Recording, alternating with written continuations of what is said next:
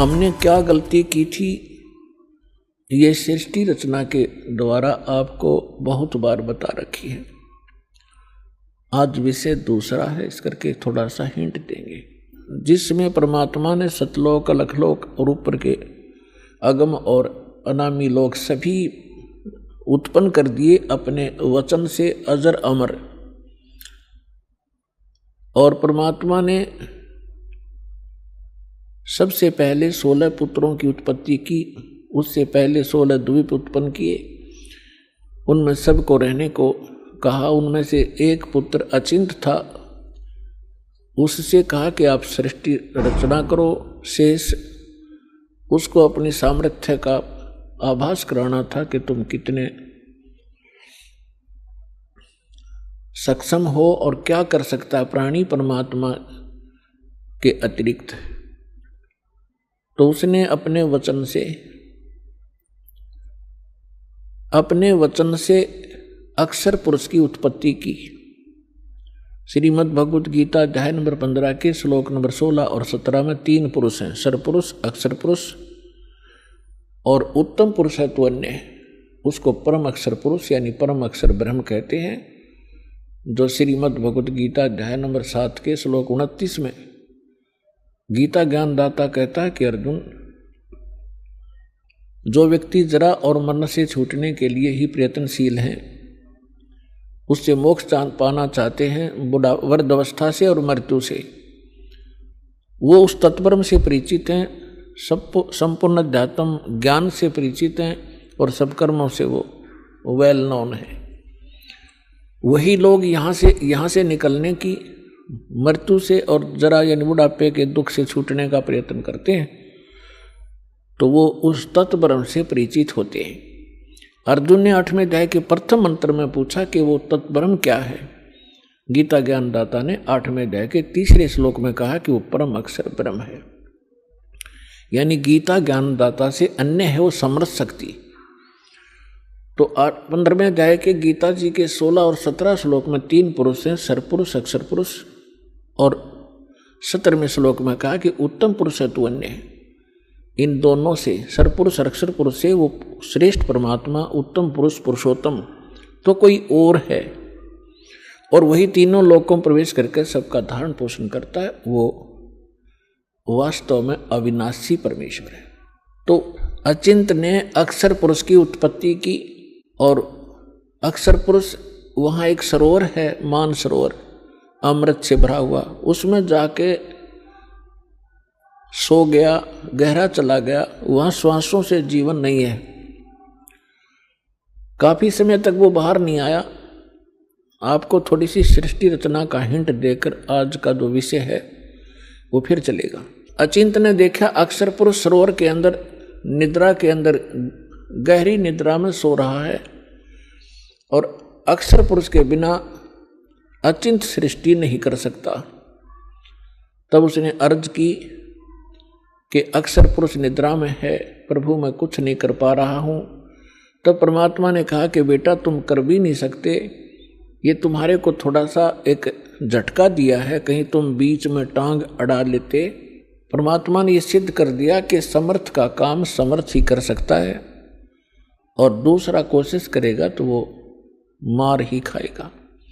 तब परमेश्वर ने उसी सरोवर से थोड़ा सा जल अपनी आचमन में लिया, अपनी शब्द से उसको अंडा बना दिया। अंडे में अपने वचन से, अपने ही अंदर से एक आत्मा उसमें प्रवेश कर दी।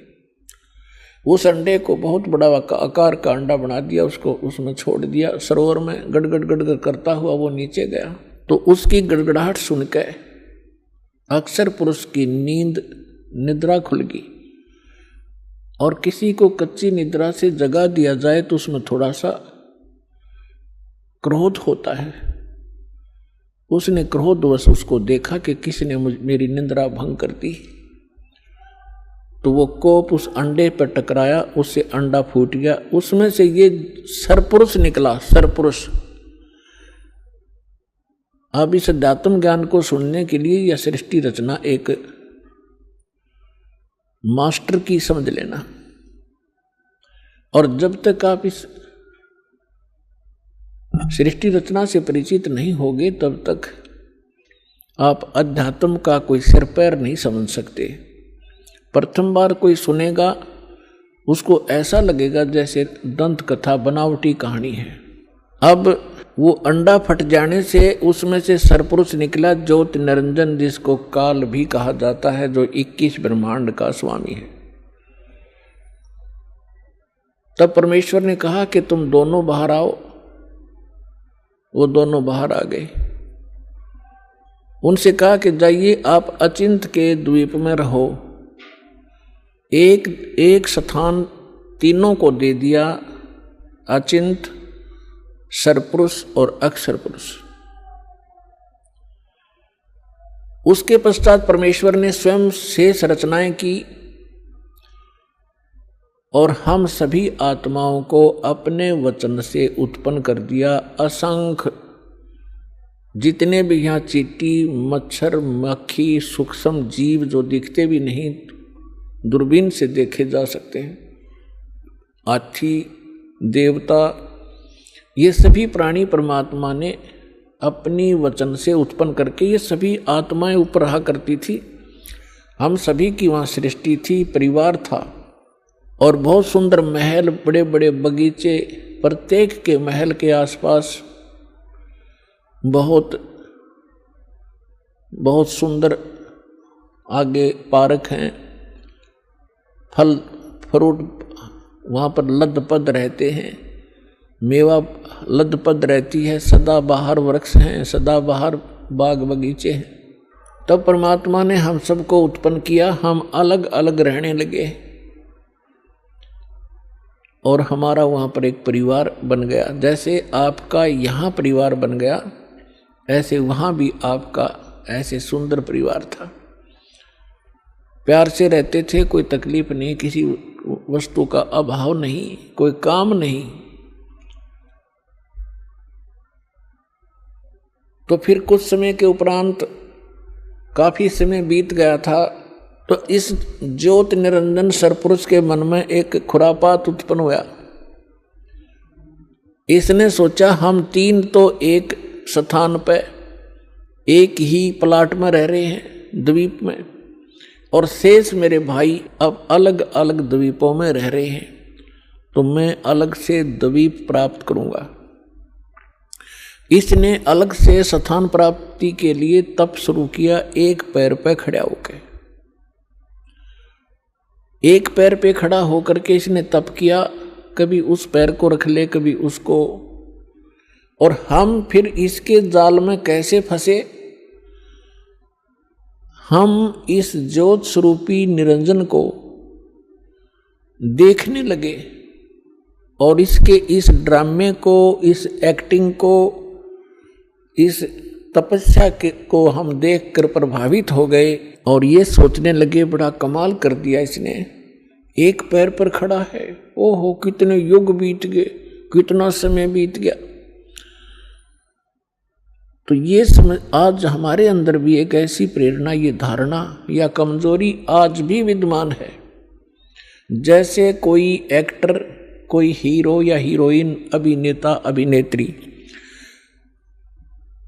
आप उसको देखते हैं, फिल्म वगैरह देखते हैं उनकी, तो उनसे इतने प्रभावित हो जाते हैं ये जवान नौजवान बच्चे, लड़के या लड़कियां, और वो कभी यहाँ आजा बरवाला में या हिसार में, तो ये नादान बालक है, उसको देखने के लिए वहाँ कई हजारों की संख्या में इकट्ठे हो जाएंगे और वो अपनी रोजी रोटी के लिए चटक मटक करते हैं और ये फजूल में मुफ्त में डले ढोने के लिए उसको देखने जाते हैं, उन पर इतने आसक्त हो जाते हैं और उनको अपना फेवरेट हीरो और हीरोइन बोलते हैं। मैं बताऊं, उनसे लेना एक न देने दो, वो उनको बता टिंडे देंगे, वो अपने लिए नाचें कूदें बकवाद करें, दो पैसे इकट्ठे करने की खातिर, और ये मुंह बाएं देखें जहाँ उसकी खातिर वो खड़ी इतने किलोमीटर पे। तो ये कमजोरी हमारे वहाँ हुई थी। हमें सारी सुविधा वहाँ प्राप्त थी, हमारा समर्थ भगवान हमारे को सब सुविधाएं दे रहा था और उस सुविधाओं को भूलकर परमात्मा के एहसान को भूलकर हम इस नीच को देखने लगे, इस काल को। हम इस पर आसक्त हो गए, जैसे ये बच्चे हो जाते हैं एक्टर्स पर। परमात्मा ने बहुत बार आकाशवाणी की कि बच्चों इसके इस ड्रामे न मत देखो, मस्त रहो तुम। हम ऊपर से सावधान हो गए, जैसे हम बिल्कुल नहीं चाहते, पर अंदर कसक बहुत ज्यादा बन गई। वो तो अंतर्यामी है, हमारी सारी बात जानते थे कि अब ये गए काम तय। जब उसने 70 युग तक तप किया, तब परमेश्वर ने पूछा कि बोल ज्योत निरंजन, आप क्या चाहते हो, क्यों ऐसा ये हठ कर रहे हो। तब उसने कहा पिताजी मेरे लिए ये स्थान बहुत कम है, मुझे कोई अलग स्थान दे दो, मैं अपना अलग स्थान चाहता हूँ। परमात्मा ने कहा ठीक है भाई, तब से राजमदमानम और जन्म तीसरे शुक्र सवानम। तेरे इस तप के कारण मैंने तुझे 21 ब्रह्मांड का राज दे दिया। जैसे एक धनी पिता अपने पुत्र को उसके हिस्से के 21 प्लाट दे दे खाली। अब उन ब्रह्मांडों को पाकर ये कभी उसमें जा रहा है, कभी उसमें कूद रहा है, सारा नाच कूद कर इसने सोची कि इसमें कुछ कंस्ट्रक्शन भी चाहिए। अब वो समर्थ है, सबका सब सारे मटेरियल उस परमात्मा से उपलब्ध हो सकते हैं। इसने फिर तपस्या की, 70 युग फिर तप किया। हम फिर भी इसको बहुत ज्यादा चाह रहे थे, ऊपर से सावधान थे पर अंदर से कसक गजब की थी। तब परमेश्वर ने पूछा भी बोल क्या चाहता है ज्योत निरंजन, अब तुझे और क्या चाहिए। तब इसने कहा कि भगवान परमात्मा हे पिताजी मेरे लिए मुझे कुछ कंस्ट्रक्शन करने का मटेरियल सामग्री दे दो। तब परमात्मा ने इसको 5 तत्व और 3 गुण दे दिए और कहा ले बेटा खेल खिलौनों से। इनको पाकर के इसने फिर सोचा कि अब मैं इसमें कंस्ट्रक्शन भी कर लूंगा और फिर ये यहाँ मुझे अकेले का दिल लगे नहीं, इसके अंदर कुछ प्राणी चाहिए। इसने फिर से हठ योग शुरू किया। जब इसने तीसरी बार 64 युग तप किया तब परमात्मा ने पूछा कि बोल ज्योति निरंजन तू क्या चाहता है। तो जो तूने मांगा मैंने दे दिया, अब क्यों हठ कर रहा है। तब इसने कहा कि प्रभु हे परमेश्वर हे पिताजी मेरा अकेले का दिन नहीं लगता, कुछ आत्मा मुझे दे दो। परमेश्वर ने कहा कि देखो भाई इस और तपस्या के लिए तू कुछ और मांग सकता है, अन्य तेरे को ब्रह्मांड दे दूंगा, लेकिन आत्मा नहीं दे सकता क्योंकि ये मेरे अंश हैं और तू इनको घना दुखी कर देगा और मेरे से देखे नहीं जाएंगे फिर ये। तब इसने कहा था नहीं पिताजी मैं सत्य का राज करूंगा, जो जैसा कर्म करेगा मैं वैसा ही फल दूंगा, मैं कोई अत्याचार अन्याय नहीं करूंगा। परमात्मा बोले भी पर एक बात है, यदि कोई सब इच्छा से तेरे साथ जाना चाहता है तो मैं अलाउड कर सकता हूं, नहीं तो मैं नहीं भेजूंगा अपनी आत्मा को, चाहे तो कुछ भी कहे। तो हम पहले से ही जो यहां आकर फंस गए, गधे कुत्ते सूअर मच्छर माखी सांप बिच्छू बनकर धक्के खा रहे हैं, हम पहले से इस पर आसक्त थे। जब ये हमारे पास आया इसने पूछा, इसने कहा कि मैंने पिताजी से ऐसे ऐसे 21 ब्रह्मांड प्राप्त किए हैं, उनमें ऐसे ऐसे बाग बनाऊंगा, उनमें स्वर्ग बनाऊंगा, ऐसे ऐसे झरने बनाऊंगा, हीरे पन्ने जवाहरात के पहाड़ बनाऊंगा, क्या तुम मेरे साथ चलोगे। हम तो पहले ही आसक्त थे। हमने कहा कि यदि पिताजी आज्ञा दे देंगे तो हम चल पड़ेंगे, हम तैयार हैं। इसने पिताजी के पास परमेश्वर के पास जाकर कहा कि हे भगवान कुछ आत्माएं मेरे साथ चलने को तैयार हैं। तब परमात्मा ने कहा कि ऐसे नहीं, मेरे सामने स्वीकृति जो करेगा मैं उसको भेज सकता हूँ। अपनात्माओं एक समस्या और आती है, क्योंकि हम इस नए ज्ञान में सुनते हैं तो हमारे अंदर इतनी शंकाएं उत्पन्न हो जाती हैं जैसे सावन के महीने में घास फूट जाया करे, निरी शंकाएं पैदा होंगी। पर शंका का समाधान इस सत्संग से होगा। सुनते ही रहना, सुनते ही रहना, अपने आप सेटिंग हो जाएगी। अब आपके मन में ये आवेगा कि परमात्मा तो जानी जानते कि हमें कितना कष्ट होगा, तो हमें यहाँ नहीं भेजना था। हम अपनी गलती नहीं मानते कि हमने अपने परम पिता को छोड़कर इस नालायक पर आस्था नहीं करनी चाहिए थी, जो हमें सारा सुख दे रहा था, और वो तो त्याग दिया, और इस नंग के पीछे लाग लिए जो आप भिखारी उस परम पिता का। अपने आत्मा। दूसरा ये एग्जाम्पल समझिए कि जैसे सेब विक्रेता होता है, उसको सेब कितनी प्रिय होती है, कितनी कॉस्टली होती है। 1, 2, 3, 4, 10 यदि सेब खराब हो जाती हैं, वो उन सेब को उन सेबों में नहीं रख सकता जो स्वस्थ है। वो भले ही उसको खूब कष्ट होता है, दुख होता है, उसको ये पता है कि देख मेरे को 100-200 रुपए की हानि होगी, वो फिर भी उन खराब सेबों को उठा के और कुरडे में फेंक देता, उसने सूअर खाया कर। भले उसकी आत्मा दुखती है कि मुझे कितनी हानि होगी, लेकिन रख नहीं सकता कि ये और भी डूब देंगी। तो हम खराब सेब हो गए थे और परमात्मा ने हमारे को वहां से फेंकना अनिवार्य समझा था। ये एक और एग्जाम्पल आपको बता जा रहा है। अब परमात्मा ने हमारे से आकर पूछा कि बोलो भाई कौन जाना चाहता है इसके साथ।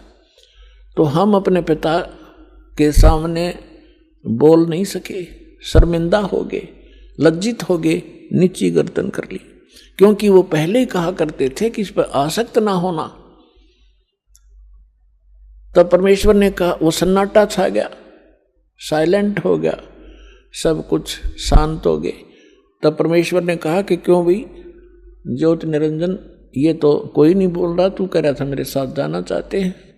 उसी समय एक आत्मा खड़ा हुआ और उसने खड़ा होकर के कहा कि पिताजी मैं इसके साथ जाना चाहता हूं। अब बाकी हमने सोचा कि यू एकला एक वहां सारी लूट लेगा और हम रह गए पाछे, तो हम भी फिर खड़े हो गए, दोनों हाथ ऊपर न कर लिए। सारे के सारे जितने असंख्यों अनगिन जीव यहां आ फंसे। तब परमात्मा ने कहा ठीक है भाई, जो जिसने हृदय से स्वीकृति इसकी की है उसको मैं इसके साथ भेज दूंगा, लेकिन आप जाइए अपने ब्रह्मंडों में, मैं इनको वहां भेजने का तरीका दूसरा अपनाऊंगा। तो परमात्मा ने क्या किया कि जिस आत्मा ने सबसे पहले स्वीकृति दी थी उसका एक युवा लड़की बना दिया अपने वचन पे, और उसके अंदर हम सभी प्राणियों को सूक्ष्म रूप बनाया और सूक्ष्म बना दिया हमारा स्वरूप, और सभी को अपने वचन से उस लड़की के शरीर में प्रवेश कर दिया। अपनात्मा, अब वैज्ञानिक तरीके से आप अच्छी तरह समझ सकते हो कि हमारे ब्लड के अंदर कितने जीवाणु हैं। 1 ग्राम ब्लड के अंदर 40-40 लाख जीवाणु, ये डॉक्टर लोग बताते हैं कि इतने बैक्टीरिया हैं, इतने फलाने हैं। तो इसको समझने में कति देर नहीं लगेगी। तो इसी प्रकार परमात्मा ने उस लड़की के शरीर में हम सभी को सूक्ष्म बनाकर प्रवेश कर दिया। अब वो लड़की कौन है? ये अष्टंगी है, दुर्गा है, और हम सभी उसमें प्रवेश कर दिए। अपने पुत्र सहजदास को जो परमात्मा ने सबसे पहले 16 वचन से उत्पन्न किए थे, उनको ही वो विशेष वहां की व्यवस्था के लिए प्रयोग करते हैं। तो सहजदास को कहा कि जा इस अपनी बहन को ले जा और इस ज्योत निरंजन के पास उसके ब्रह्मंडों में छोड़िया, और उसको बता देना कि मैंने इस लड़की को, बेटी को एक वचन पावर दे दी है, जितने जीव वो कहेगा या उत्पन्न कर देगी वचन से, और जितनी आत्माओं ने तुम्हारे साथ जाना चाहा था इसके शरीर में प्रवेश है। सहजदास ने जाके सब कथा सुना दी और लड़की को छोड़कर वापस आ गया। अब इस ज्योत निरंजन ने अब ज्योत निरंजन के मन में ये दोष आया, अकेली युवा लड़की को देखकर इसने यह एक और भयंकर गलती कर दी। ये विषय वासना वश होकर लड़की के साथ दुराचार करने की चेष्टा करने लगा।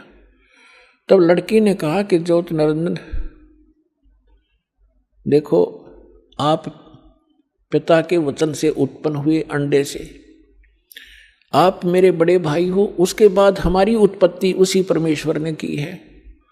मैं आपकी बहन और आप मेरे बड़े भाई, ये दुष्कर्म ना करें। मेरे को परमात्मा ने वचन दिया है, वचन शक्ति दे रखी है, जितने जीव आप कहोगे नर और मादा मैं वचन से उत्पन्न कर दूंगी। लेकिन उसने एक नहीं सुनी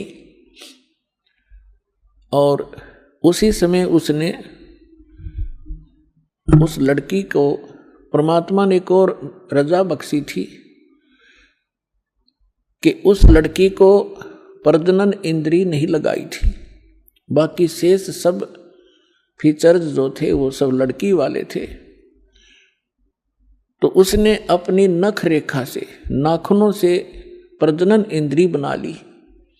अब लड़की ने देखा कि जुल्म करेगा, मेरी इज्जत लूटेगा, तो उसने एकदम सूक्ष्म रूप बनाया और वो जो ही उसके साथ दुराचार करने की स्थिति में हुआ, मुंह खोला बकवाद के लिए, उसके मुख के माध्यम से पेट में चली गई।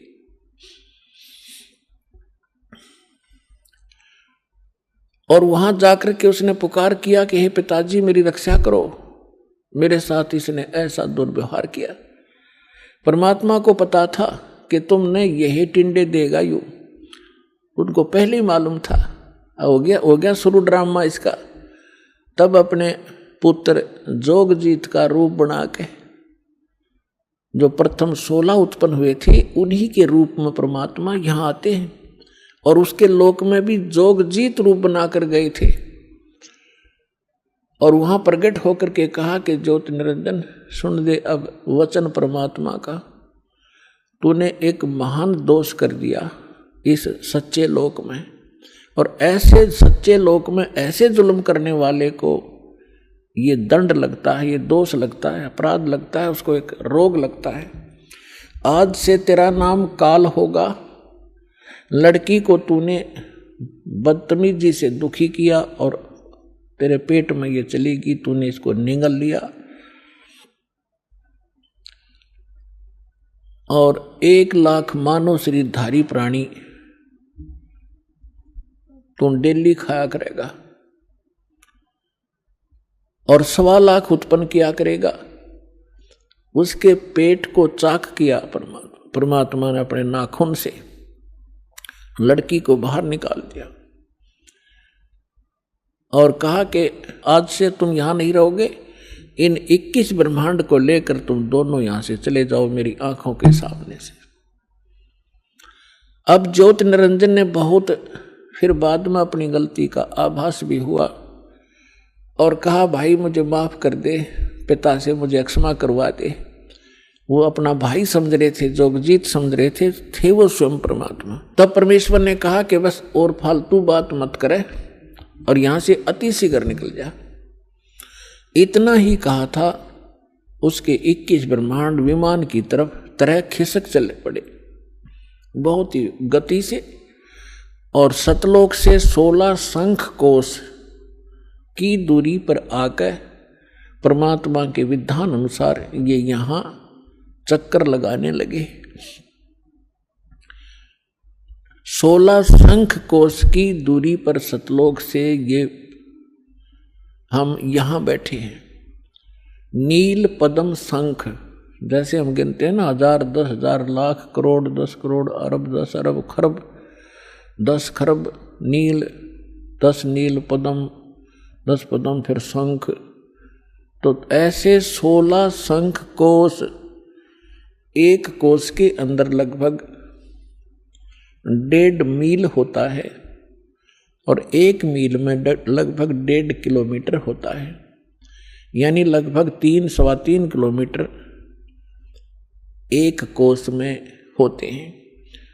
तो 48 संख्य किलोमीटर की दूरी पर हम सतलोक से यहाँ आ गए, ये काल और ये दुर्गा।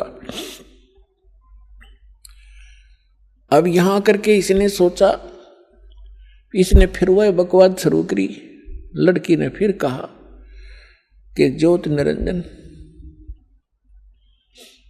देख, जुल्म ना करे, पहले तो मैं तेरी बहन, तू मेरा बड़ा भाई, फिर मैं तेरे पेट से बाहर आई, तेरी बेटी होगी, और ये दोनों नाते पवित्र होते हैं, तो जुल्म ना करे। पर इसने एक नहीं सुनी और दुर्गा के साथ पति पत्नी व्यवहार किया और 3 पुत्र उत्पन्न किए।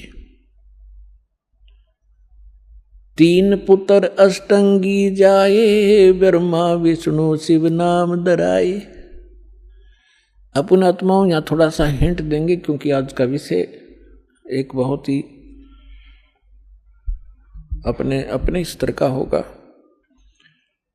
क्योंकि एक तो ये सिद्ध करना अनिवार्य है कि हम जिसकी शरण ग्रहण किए हुए हैं वास्तव में यो परमात्मा है कि नहीं।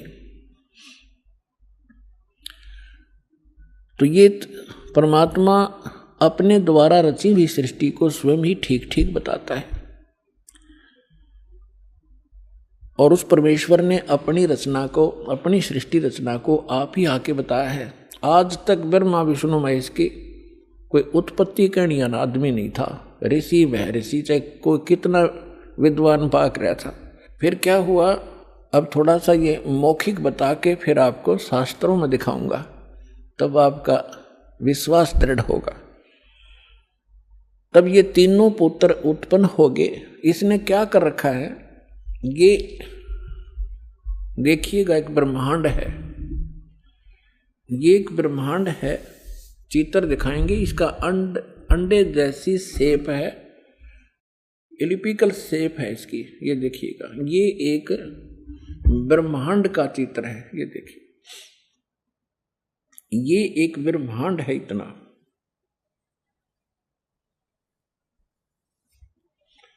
और इसमें क्या क्या स्थिति है देखिएगा।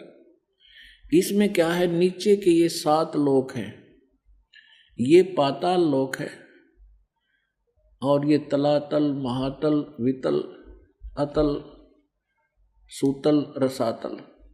ये पाताल लोक, ये पृथ्वी लोक, और ये शिव का लोक, ब्रह्मा जी का लोक, विष्णु जी का लोक, ये कोमन स्वर्ग और नरक, और ये इंद्र का लोक, स्वर्ग के राजा का लोक, ये धर्मराय का लोक जो न्यायाधीश है, ये मानसरोवर है, ये शपथपुरी सप्तऋषियों का अलग से नगरियां हैं, ये एक एक द्वीप है, और ये है ब्रह्मलोक, ये सारा ब्रह्मलोक है। इस ब्रह्मांड के अंदर ही ये ब्रह्मलोक है। इस ब्रह्मलोक के अंदर इस काल ने एक और जाल फैला रखा है, एक ये तो महा इंद्र का द्वीप है, ये ब्रह्मलोक है जिसको महास्वर्ग कहते हैं। ये नकली सतलोक, नकली अलखलोक, नकली अगम और नकली अनामी लोक की रचना इस काल ने धोखा देने के लिए, जीवों को ये धोखा देने के लिए करवा रखी है। और ये दुर्गा का लोक है अलग से, ये समुद्र है शेष सारा, ये सब समुद्र है चारों तरफ, ये सारा समुद्र है। और यहाँ एक अलग से इसने गुप्त स्थान बना रखा काल ने, यहाँ कोई नहीं जा सकता इस काल की इच्छा बगैर। यहाँ इसने 3 स्थान बना रखे हैं, एक रजोगुण प्रधान नक्षत्र, एक रजोगुण प्रधान नक्षत्र, एक सतोगुण प्रधान नक्षत्र, एक ये तमोगुण प्रधान नक्षत्र।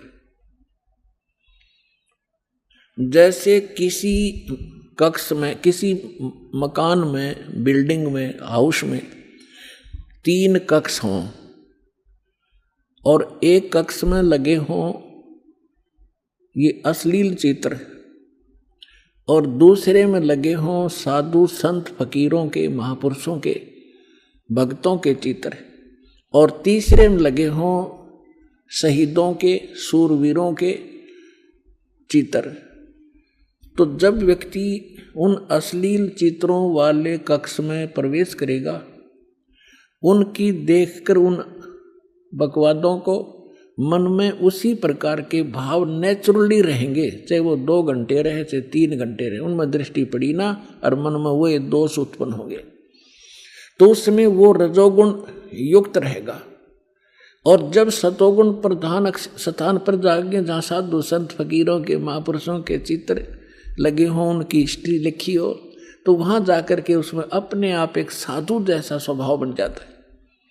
और तीसरे, जहाँ सूरवीरों के शहीदों के फोटो लगे हों, तो उनकी कथाओं से उनके बलिदान को देखकर वैसा ही स्वभाव बन जाता है। इस काल ने ये जाल फैला रखे, ये परमात्मा कबीर जी ने आके हमें बताया। अब भगवान बनाइया इसकी जड़ ने कौन खोद है, ऐसा जाल फैला रखा है ब्रह्मा विष्णु महेश को पता नहीं हमारा पिता कौन है। और उस परम पिता ने आके इनकी एक एक दाना दाना गिनवा दिया। तो इसने क्या कर रखा है कि जैसे ही बाप ने देखा, ये देखिएगा इस स्थान पर ये 3 ऐसे लंबे चौड़े क्षेत्र हैं, ये वैसे दिखा रखे आपको। ये बहुत हजारों किलोमीटर, हजारों कोस का क्षेत्र है। इस क्षेत्र में ये रजोगुण प्रधान क्षेत्र है। तो ये क्या करता है, इसमें स्वयं ये ब्रह्मा का रूप बना लेता अपने पुत्र, जैसे ये ऐसा रूप, और अपनी पत्नी दुर्गा को रखता है सावित्री रूप में। इन दोनों के योग से, पति पत्नी व्यवहार से जो पुत्र उत्पन्न होता है वो ऐसी शकल का और इसी विचारों का बन जाता है। ये तब तक इसी में रहते हैं जब तक इसका जन्म ना हो ले, और फिर उसको वहीं परवरिश के लिए रख देते हैं, कोमा में रखते हैं। जब तक ये युवा नहीं हो जाते तो ये कोमा में रखते हैं और वैसे उनकी परवरिश जारी रखते हैं। उसके बाद फिर ये यहाँ आ जाते हैं सतोगुण प्रधान क्षेत्र में। यहाँ ये विष्णु रूप बना लेता है और अपनी पत्नी दुर्गा को ये लक्ष्मी रूप बना लेता है। इन दोनों के संयोग से जो पुत्र उत्पन्न होता है वो सतोगुण युक्त हो जाता है और इस जैसी ही शकल का बन जाता है। और यहाँ देखिएगा, और जब ये तमोगुण प्रधान क्षेत्र में जाता है तो वहाँ ये ऐसी वेशभूषा बना लेता है और दुर्गा को ये ऐसे पार्वती जैसी शकल बना कर वहाँ रखता है। इन दोनों के संयोग से जो पुत्र उत्पन्न होता है वो इस जैसी शकल का बन जाता है। फिर इन तीनों को ये कोमा में रख देता है और जब ये जवान हो जाते हैं, युवा हो जाते हैं, इन तीनों को इकट्ठा कर देता है। अब इससे पहले हम आपको परमात्मा कबीर जी द्वारा अपनी ये सारी हमारी सृष्टि रचना सुना रखी है और ब्रह्मा विष्णु महेश के कौन माता पिता हैं वो थोड़ा सा हिंट दूंगा। उसके बाद फिर आपको दिखाएंगे इन हमारे सदग्रंथों में जिनको हम सर्वधार्य मानते थे और सत्य ज्ञान युक्त पुराण, वेद, गीता, इनमें आपको रूबरू करेगा ये दास। तो परमात्मा को हम अशिक्षित मानते थे और ये कहा करते ये क्या जाने धानक दुल्हा, इसने संस्कृत आती नहीं, क्या जाने वेदों और गीता और पुराणों के गूढ़ रहस्यों का। अरे भगवान तो चिट्टी से लेकर हाथी तक की भाषा जानता है, वो सब प्राणियों की भाषा जानता है। अब ये सिद्ध भी कर देगा दास आपको कि उस परमात्मा ने कैसे रजा बख्शी। अब देखिएगा अपनात्माओं, दास जो वचन बोलेगा ये सोच लेना 100% सच समझ लियो। अब ये जो इंस्ट्रूमेंट प्रोजेक्टर बनवाए हैं परमात्मा की देन है आप पुण्यात्माओं के लिए। पहले ये लोग अपनी अपनी कथा सुनाया करते थे, सदग्रंथों का नाम लिया करते थे, कोरी बकवाद सुनाया करते थे, शास्त्र विरुद्ध ज्ञान देते थे और हम इसलिए संतुष्ट रहते थे कि ये सभी विद्वान हैं, सदग्रंथों से परिचित हैं और इन्होंने ठीक ठीक सदग्रंथों को समझा होगा। आज पता चलेगा ये किसे विद्वान थे, ये खाकी कक भी पता नहीं था इनको। और उस परम पिता को जिसको धानक दुल्हा एक मजदूर और शूद्र कह के रिजेक्ट कर रखा था लाल को, उन्होंने 600 वर्ष पहले वो ज्ञान सुना रखा है जो वेदों और गीता पुराणों के अंदर विद्वान है। तो इससे पहले परमात्मा ने जो 600 वर्ष पहले ज्ञान धर्मदास जी को दिया था वो रूबरू करता हूं। ये देखिएगा कबीर सागर, ये वो सूक्ष्म वेद है।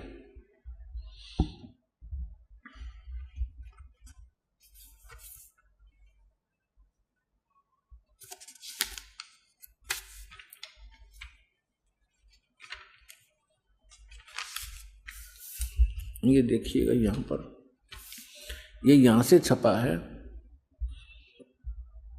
मुद्रक एवं प्रकाशक हैं खेमरा श्री कृष्ण दास, अध्यक्ष श्री वेंकटेश्वर प्रेस, खेमरा श्री कृष्ण दास मार्ग, मुंबई।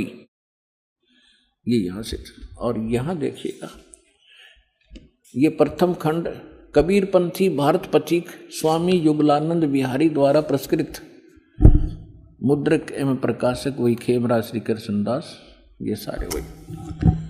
अब हम आपको, ये है ज्ञान बोध और बोध सागर, कबीर सागर का एक अध्याय है बोध सागर, और उसमें ये ज्ञान सागर एक, बोध सागर खंड है, ज्ञान बोध एक इसमें चैप्टर है, और ये 21 पृष्ठ पर आपको सुनाएंगे। यहां कहा है, धर्मदास ये जग बोराना, कोई न जाने पद निर्वाणा। परमात्मा धर्मदास जी से कह रहे थे कि धर्मदास, इस मोक्ष मार्ग को से कोई परिचित नहीं है, और ना ब्रह्मा विष्णु महेश की सतीथि से परिचित हैं। ये सारा विश्व भ्रमित है, ये सब यथार्थ ज्ञान से परिचित नहीं है, इसलिए मैं तुझे तेरे को ये कथा सुनाई है। देखिएगा, धर्मदास ये जग बोराना, कोई न जाने पद निर्वाण।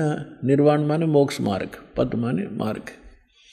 यही कारण मैं कथा पसारा, जग से कहिए वो राम नियारा। ये गलती से मिसप्रिंट है। यही ज्ञान जग जीव सुनावो, सब जीवों का भरम नसावो। अब मैं तुमसे कहूँ चताई, त्रिदेवन की उत्पत्ति बाई।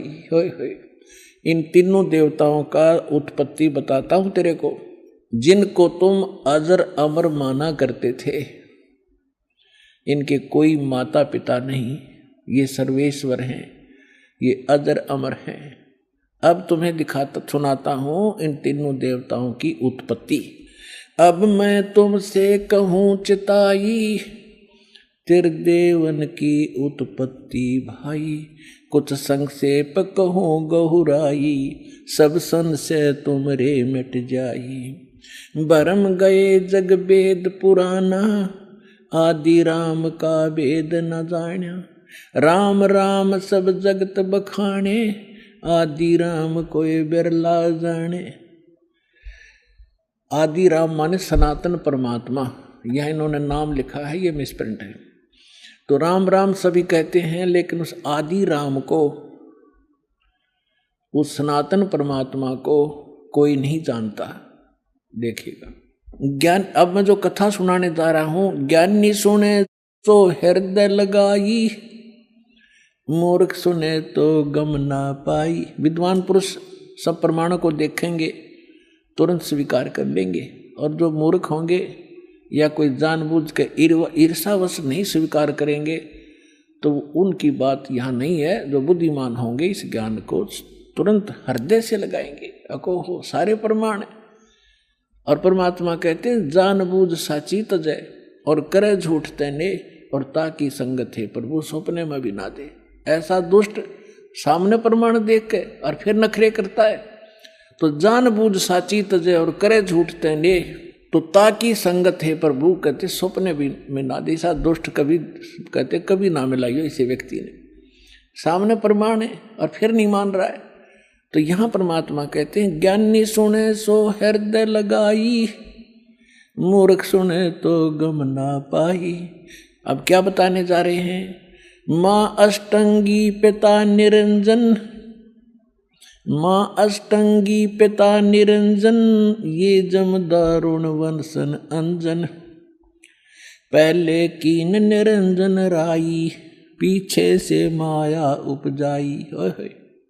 कहते हैं पहले उस ज्योत निरंजन की उत्पत्ति की थी अंडे से, और पीछे से दुर्गा बनाई थी, उत्पत्ति की थी। पहले कीन निरंजन राई, पीछे से माया उपजाई। माया रूप देख अति शोभा, देव निरंजन तन मन लोभा। दुर्गा के उस स्वरूप के ऊपर आसक्त होकर इस काल ने यह गलती की। कामदेव धर्मराय सताए, देवी को तुरंत धर खाए। इसके अंदर विषय वासना प्रबल हुई। धर्मराय इस काल को भी कहते हैं। इसने कहा था मैं सत का राज करूंगा, मैं धर्म का राज करूंगा, तो तब इसको धर्मराय कहा करते थे। और जब इसने लड़की के साथ जुल्म किया, इसको काल कहा गया। अब क्या कह रहे हैं? माया रूप देख अति शोभा, देव निरंजन तन मन लोभा। काम देव धर्मराय सताए, हे देवी को तुरंत दर खाए। पेट से देवी करी पुकारी, हे साहेब मेरा मोह करो उबारी। टेर सुनी सतगुरता आए, अष्टंगी के बंद छड़वाए। अब यहाँ पर इन कबीर पंथियों ने थोड़ा बहुत अपने हिसाब से 19-21 कर दिया। इसमें लिखा है परमात्मा ने कहा था टेर सुनी तहाँ हम आए, और परमात्मा ने इस मूल ज्ञान को थोड़ा छुपाना था, इसलिए इन्होंने कबीर पंथियों के समझ में नहीं आई। ये कबीर जी को तो सतगुरु मानते हैं और सतपुरुष को निराकार बताते हैं, इन दोनों को अलग अलग मानते हैं, तो इनको ज्ञान नहीं था। अब क्या कहते हैं? धर्मराय को हिकमत कीना, इस काल ने नखरेखा से भग कर लीना। दुर्गा को नाखनों की से द्वारा स्त्री इंद्री लगाई। धर्मराय करे भोग विलासा, माया को रही तब आशा। यानी अष्टंगी प्रेग्नेंट हुई। 3 पुत्र अष्टंगी जाए, जाए माने उत्पन्न किए, और ब्रह्मा विष्णु शिव नाम धराए। ओए होए 3 पुत्र अष्टंगी जाए, ब्रह्मा विष्णु शिव नाम धराए। 3 देव विस्तार चलावे, इनमें ये जग धोखा खावे। पुरुष गम कैसे कोई पावे, काल निरंजन जग भरमावे। पुरुष माने परमात्मा, सतपुरुष की गम माने उसकी जानकारी कैसे कोई पावे, ये काल सबको भ्रमित रखता है अज्ञान के द्वारा। पुरुष गम कैसे कोई पावे, काल निरंजन जग भरमावे। 3 लोक अपने सुत दीना, सुन निरंजन वासा लीना। 3 लोक अपने पुत्रों को देके सुन में ये स्वयं वास करता है। अलख निरंजन सुन ठिकाना, ब्रह्मा विष्णु शिव वेद न जाना। 3 देव सो उसको धावे, निरंजन का वे पार न पावे। अलख निरंजन बड़ा बटपारा, 3 लोक जीव करे आहारा। ब्रह्मा विष्णु शिव नहीं बचाए, सकल खाए पुन दूर उड़ाए। 3 के सुत हैं तीनों देवा, अंदर जीव करते हैं सेवा। ओए होए अपनात्माओं, परमात्मा कहते हैं ये तत्व ज्ञानहीन अंधे प्राणी इस काल के पुत्रों ब्रह्मा विष्णु में इसकी पूजा करते हैं। 3 के सुत हैं ये तीनों देवा, ये अंदर जीव करते हैं सेवा। इस काल के पुत्रों को अजरो अमर जान के इन्हीं पर आश्रित रहे। और परमात्मा कहा करते 3 देव की जो करते भक्ति, उनकी कदे ना होवे मुक्ति। तो उस समय इतना विरोध हुआ था भगवान का, परमात्मा के साथ जो सितम ढाए थे इन दुष्टों ने। आज कलेजा मुंह को आजाद, वो कथा कभी कभी सुनाएंगे आपको रह रह कर। पहले दास चाहता है कि आपको ज्ञान से परिपूर्ण करें, फिर उसके बाद आप सारी बातों को जो भी दास मुख से बोलेगा सारी सच्ची मानोगे और वो सत्य ही होंगी। 3 के सुत हैं तीनों देवा, ये अंदर जीव करते हैं सेवा। सेवा माने पूजा। इनके 3 यानी उन दोनों के, काल और दुर्गा के पुत्र हैं ये तीनों देव, और ये तत्व ज्ञानहीन प्राणी इनकी पूजा करते हैं। अकाल पुरुष का हो नहीं चीन्या, काल पाए सभी गए लीन्या। तीन देव और असुर अवतारा, ताको बजय सकल संसारा। ब्रह्मा विष्णु महेश और इन्हीं के अवतार राम और कृष्ण को ये सारा संसार उन्हीं को भजता है, उन्हीं की पूजा करता है। तीन गुणों का यह विस्तारा, धर्मदास मैं कहूँ पुकारा। गुण तीनों की भक्ति में ये भूल पड़ो संसार। कह कबीर निज नाम बिन कैसे उतर पारे। अपने आत्माओं, परमात्मा ने एक वचन इसमें बोला है, गुण तीनों की भक्ति में ये भूल पड़ो संसारी। कह कबीर निज नाम बिन कैसे उतरो पार। ये तीन गुण क्या है?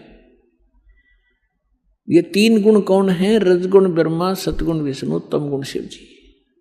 और इसको परमात्मा को, कबीर साहब को अशिक्षित कहा करते, शूद्र कहा करते। ये धानक, ये जुलाहा क्या जाने सदग्रंथों के गूढ़ रहस्यों को। और परमात्मा ने वो अमृत वचन बोल रखे हैं, इतने गूढ़ शब्द बोल रखे हैं, ये नकली नहीं समझ सके उस परमात्मा के गूढ़ रहस्यों को। और परमात्मा सारे गूढ़ रहस्यों से परिचित थे। ये देखिएगा मार्कंडे पुराण, ये देखिएगा मार्कंडे पुराण, इन्हीं और गीता प्रेस गोरखपुर तो ऐसा है समझ लो जो ऑथेंटिक रिकॉर्ड हिंदू धर्म के लिए। ये मार्कंडे पुराण सचित्र मोटा टाइप, केवल हिंदी, गीता प्रेस गोरखपुर से प्रकाशित है। इसके 123 पृष्ठ पर ले चलते हैं आपको। 122 तो यहाँ पर है संक्षिप्त मार्कंडे पुराण, यहाँ से शुरू होता है। मार्कंडे जी कह रहे हैं, मार्कंडे जी बोले, मुने, हम यहाँ जाते हैं इसके कति सामने। रजोगुण प्रधान, रजोगुण प्रधान ब्रह्मा और तमोगुण प्रधान रुद्र और सत्व प्रधान विश्वपालक विष्णु हैं। यही तीन देवता हैं और यही तीन गुण हैं। और थोड़ा सा पक्का कर दूं, ये देखिएगा, ये है श्रीमद् देवी भागवत हिंदी टीका सहित भाग 1। ये कहाँ से? इसमें संस्कृत भी साथ है और ये सबसे बड़ा काम इसमें ये है, संस्कृत भी साथ है, हिंदी अनुवाद भी है। अथ श्री देवी भागवतम सभाष्टिकम समाचम, खेमरा श्री कृष्णदास प्रकाशन, मुंबई। ये इसका 3रा स्कंद है। ये है अथ श्री मद देवी भागवते भाषा टीका युक्ते 3 स्कंध प्रारंभते, 3रा स्कंद शुरू होता है। ये 11 पृष्ठ है और ये 5वां अध्याय है। इसका 8वां श्लोक है। भगवान शंकर अपनी माता दुर्गा से कह रहे, हे माता, यदि हमारे ऊपर सदा आप दया युक्त हो तो हमको यानी मुझे तमोगुण किस प्रकार में प्रदान किया है और ब्रह्मा रजोगुण और हरि सतोगुण युक्त किए हैं। इस हमें क्यों युक्त किए हैं? अब यहाँ संस्कृत भी देखेंगे। यदि दया धर्मना, ये 7वां समाप्त हुआ, 8वां प्रारंभ होता है। यदि दया धर्मना न सदा अंबिके कथम अहम विहित च, मैं क्यों बना दिया तमोगुण, मुझे तमोगुण क्यों बना दिया? और कमल से उत्पन्न होने वाले ब्रह्मा को रजोगुण संभव क्यों उत्पन्न कर दिया? और सुवित किमु सतोगुणो हरि, और विष्णु जी को आपने सतोगुण क्यों बना दिया? इति सिद्धम रजगुण ब्रह्मा सतगुण विष्णु तमगुण शिव जी है। अभी तो आपको परमेश्वर कबीर साहब की वाणी से प्रमाणित किया और फिर परमेश्वर ने अपने से परिचित कराया था आदरणीय गरीबदास साहिब जी को। तो उस परमेश्वर की प्यारी आत्मा गरीबदास जी ने परमात्मा से प्राप्त ज्ञान को किस प्रकार सुनाया, देखिए क्या बताते हैं। ब्रह्मा विष्णु महेश्वर माया और धर्मराया कहिए, इन पांचों मिल पर पंच बनाया, वाणी हमरी लहिए। अब गरीबदास जी कहते हैं कि ब्रह्मा विष्णु, जैसे गीता अध्याय नंबर 14 के और श्लोक नंबर 3 से लेकर 5 में स्पष्ट किया है। 5 में विशेषकर कहा है कि अर्जुन, इस माया से उत्पन्न तीनों गुण, दुर्गा से उत्पन्न रजगुण ब्रह्मा, सतगुण विष्णु, तमगुण शिव जी, ये जीव को यहाँ कर्मों के बंधन में बांधे रखते हैं। ये इनको फंसाने के मूल कारण है। ये देखिएगा, अब आपको श्रीमद् भगवत गीता से प्रमाणित करते हैं ब्रह्मा विष्णु महेश की उत्पत्ति। ये श्रीमद् भगवत गीता और गीता प्रेस गोरखपुर से प्रकाशित है। जयदयाल गोविंद इसके अनुवादक हैं। ये अध्याय नंबर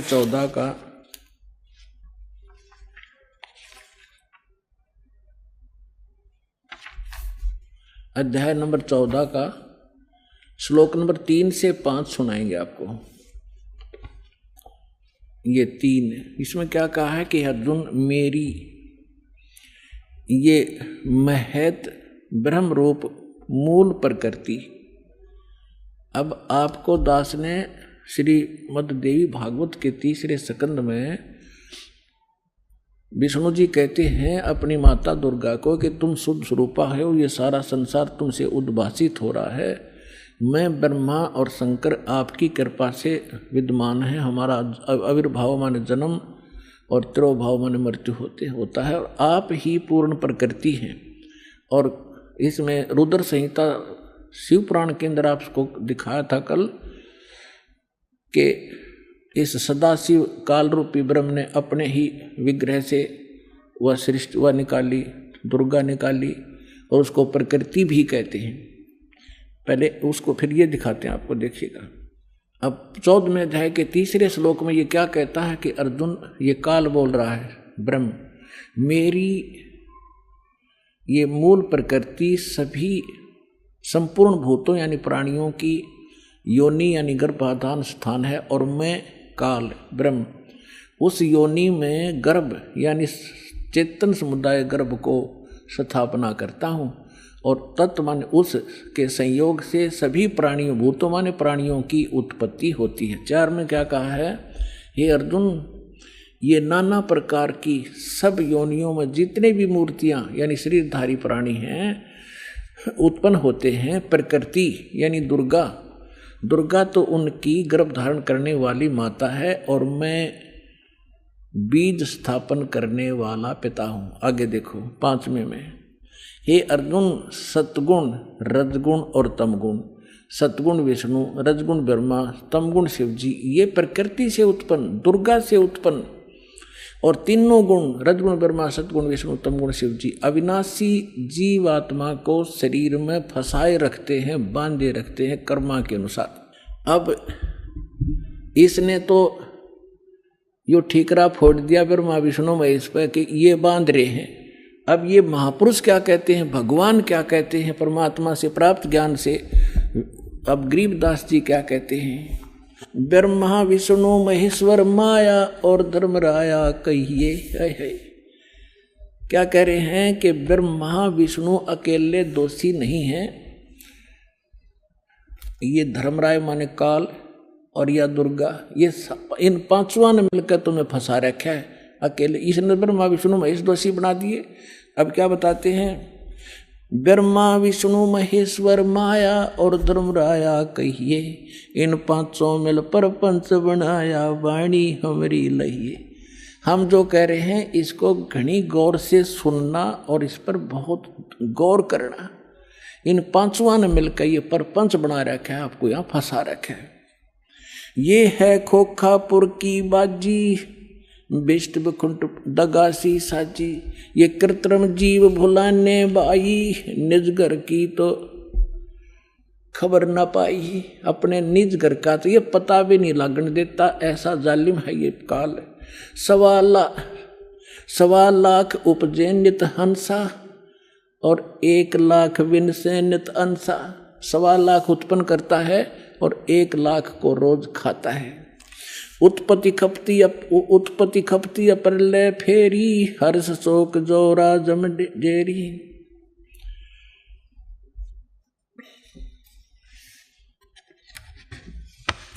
अब क्या बताते हैं परमात्मा, माया आदि निरंजन भाई, अपने जाए आप पे खाई।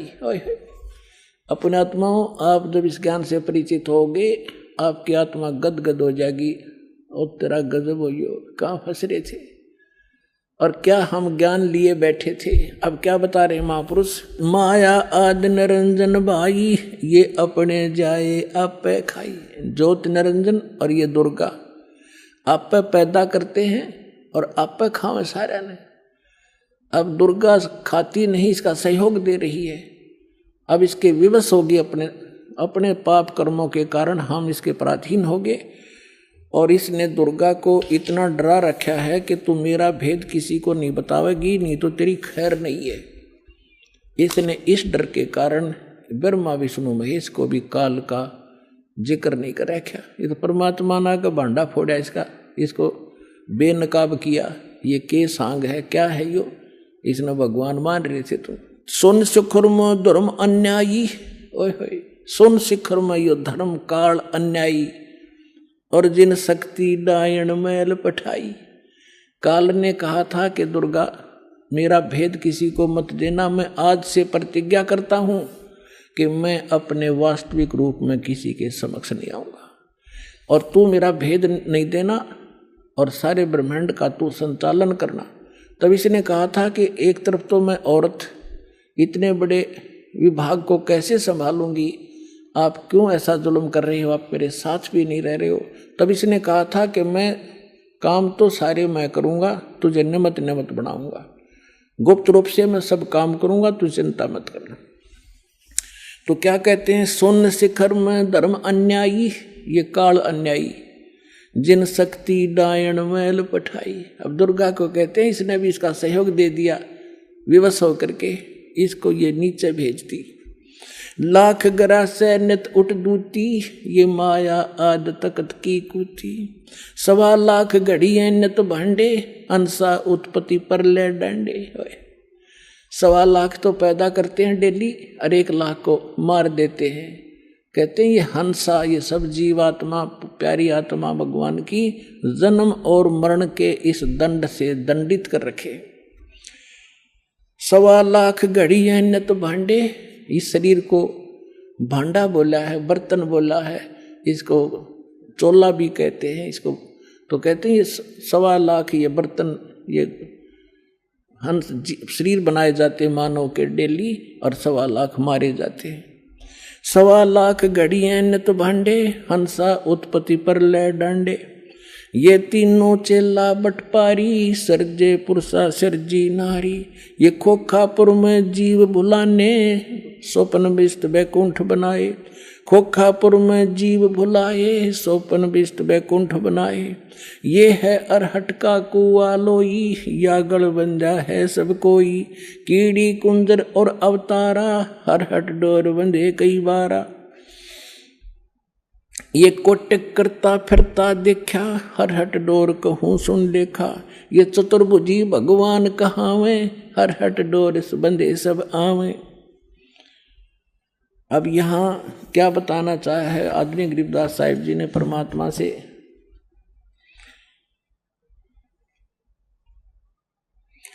ब्रह्मा विष्णु महेश्वर माया और धर्मराया कहिए। इन 500 मिल पर पंच बनाया, वाणी हमरी लहिए। इन 500 मिल जीव अटकाए, हम युगन युगन आण छुटाए। गरीबदास साहिब कहते हैं, भगवान कबीर साहब बता रहे हैं कि इन 500 ने मिलकर जीवों को फंसा रखा है, और हमने युगों युगों में आके और इन जीवों को छुटाया और सतलोक ले गए।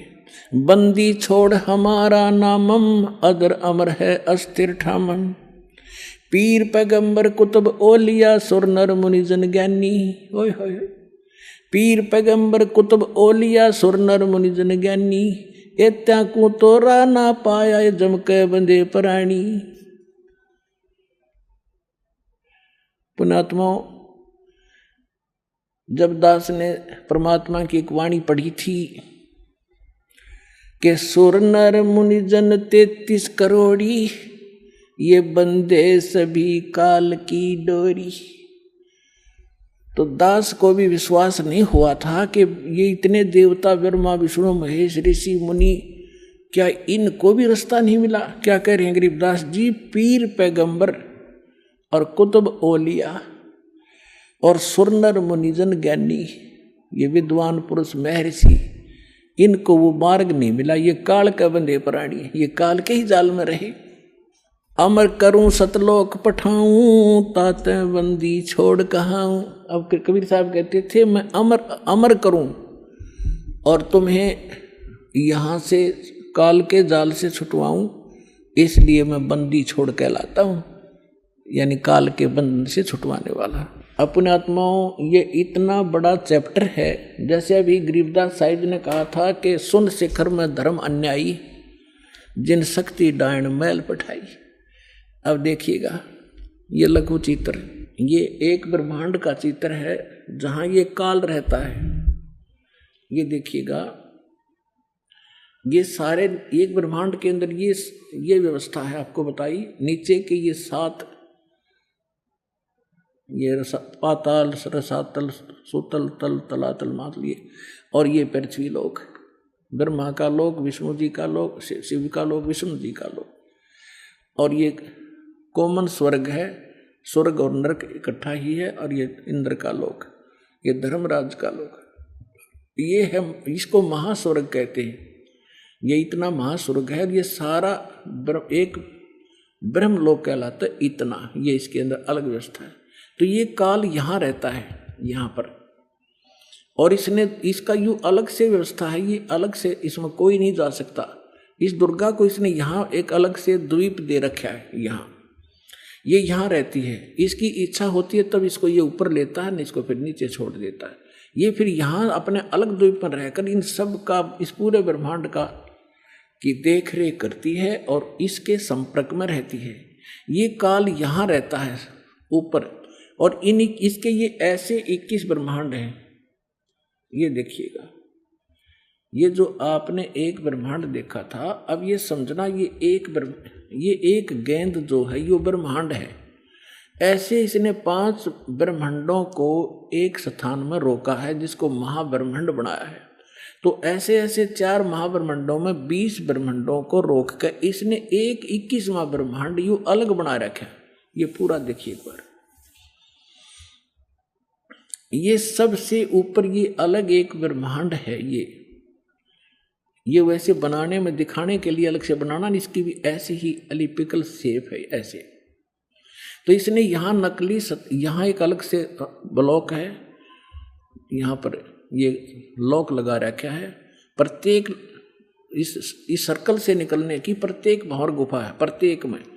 इस एक ब्रह्मांड से निकलने की भी भंवर गुफा है, इस फिर महाब्रह्मांड से निकलने की भी भंवर गुफा है, और इस सारे से निकलकर इसमें प्रवेश करने की प्रत्येक में भंवर गुफा है। जब हम सतलोक में जाएंगे और 7 संग ब्रह्मांड इस अक्षर पुरुष के पार करेंगे, वहाँ भी लास्ट में एक भंवर गुफा आएगी। इस काल ने उसकी तकरीबन नकल कर रखी। तो ये यहाँ बैठा है शिखर शून्य में सबसे ऊपर। तो यहाँ इसने नकली अलग सतलोक, नकली अलखलोक, अगम और नामी लोक नकली बना रखे जीव को भ्रमित करने के लिए। और यहाँ एक अच्छी आत्माओं में से 12 आत्माएं ऐसा सेफ रखता है, उनको कलयुग में भेजता है दूत बनाकर इस नकली ज्ञान को फैलाने के लिए। जैसे दास ने आज के सत्संग में सुनाया था सुबह कि जो पुण्यात्माएं भक्ति करके मर्यादा में रहकर चली जाएंगी वो तो गई सतलोक में, जो रह जाएंगी फिर काल उन अपना दुरुपयोग करेगा उन अच्छी आत्माओं के। पुण्य तो वो इस समय के होंगे, अच्छी भक्ति से युक्त चारित्र तो वो अब होंगे, और फिर सारी उम्र असंख्य जन्मों तक वो अपने कर्म फोड़ेंगे, उस पुण्य को ही खत्म करेंगे। तो ये 12 अचिंत भक्तों को ये वहाँ रखता है। अब कलयुग जब आया, इसने ये 12 दूत भेज दिए और उन्हीं को फिर से आगे भेजता रहता है। इनकी इतनी कमाई है, जैसे आप देख रहे हो यो जय धन धन सतगुरु सच्चा सौदा सिरसा वाला, आज एक चीफ मिनिस्टर से भी ज़्यादा सुविधाएं प्राप्त हैं जिसको, और इसने कख का पता नहीं, कोई भक्ति नहीं, ये पूर्व जन्म का बहुत संस्कारी प्राणी था और इसने इस काल ने भेज दिया रे। अब ये सारी उम्र खोटे खोदेगा, कति भक्ति नहीं इसके पास और फिर भी इसके ठाठ रहेंगे और लास्ट में इसको ऐसी बुरी मौत मारेगा, ऐसी दुर्गति होगी ऐसे व्यक्तियों की, आगे चल के ना जाने कौन सी योनि में डाल देगा। तो ये इसने ये 12 भक्त अच्छी आत्माएं वहाँ सेलेक्ट रखता है प्रत्येक उसमें, और फिर इनको जैसे ये 12 यहाँ भेजे, उनको रह कर फिर जैसे राधा स्वामी शिवदयाल जी जो थे ये अच्छी आत्माओं में थे।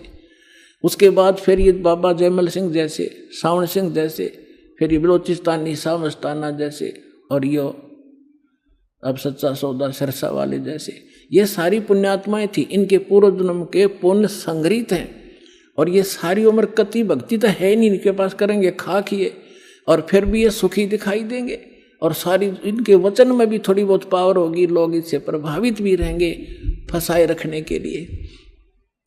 तो ऐसे ये 12 यहाँ देखना, ये फिर इसने 12 अचिंत भक्तों का निवास स्थान ये अलग बना रखे और ये यहाँ रहता है। यहाँ एक तपतशिला है, इस तपतशिला पे 1 लाख मानव शरीरधारी प्राणियों को के सूक्ष्म शरीरों को भूनता है और यहाँ इसका निज स्थान है। ये सुराख है आगे उस अक्षर पुरुष के लोक में जाने का। ये देखिएगा, ये यहाँ, अब ये वो 21 ब्रह्मांड हैं ये वाले, बस इतने और इससे निकलकर इसमें से ये 7 संग ब्रह्मांड है। ये सरपुरुष के 21, ये 7 संग ब्रह्मांड हैं अक्षर पुरुष के, परब्रह्म जिसे कहते हैं, ये वाले इतना ब्रह्मांड। तो इसमें यहाँ ये 21वां ब्रह्मांड इसका, इसमें से आगे जाने का रास्ता है जो सतलोक को जाता है। अब ये बड़े वाला लेंगे हम,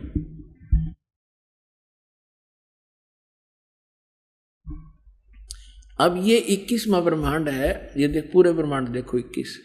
तो अब ये यहाँ बैठा है, इस यहाँ एक रास्ता है, ये 11वां द्वार है, ये 11वां द्वार, और इस 11वें द्वार को इसने स्वयं रोक रखा, यहाँ बैठा है ये।